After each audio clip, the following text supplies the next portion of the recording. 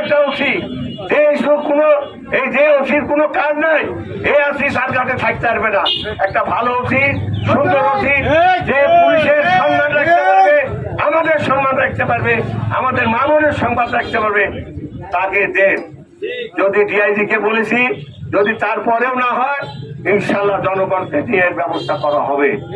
আমরা এর আগেও করেছি, কিন্তু এখন যেহেতু আমার নেতার নির্দেশ নাই, নাইলে এইসব খবরদারি চারঘাটের মাটিতে চলবে না। পুলিশের সদস্য ভাইরা শুনেন, ন্যায় নীতি চলেন, আইনের প্রতি শ্রদ্ধাশীল। আমরা বিএনপির মানুষ, আইনকে আমরা শ্রদ্ধা করি, আইনের বাইরে আমরা চলতে চাইনি। আইন যারা ভঙ্গ করবে সে বিএনপি লোক হলে আপনি খাতির করছেন কেন? তাকে ধরেন, তারেক রহমানের নির্দেশ, আমি কেন না হয় আমাকে ধরেন। পরিষ্কার কথা আমার, সে বিএনপির নামধারী হবে, চাঁদাবাদীদের খাবে, আর তার খেসারত বিএনপির লোক। আমরা সাধারণ মানুষ দেবো না তো, সাধারণ মানুষ বিএনপি দিবে না।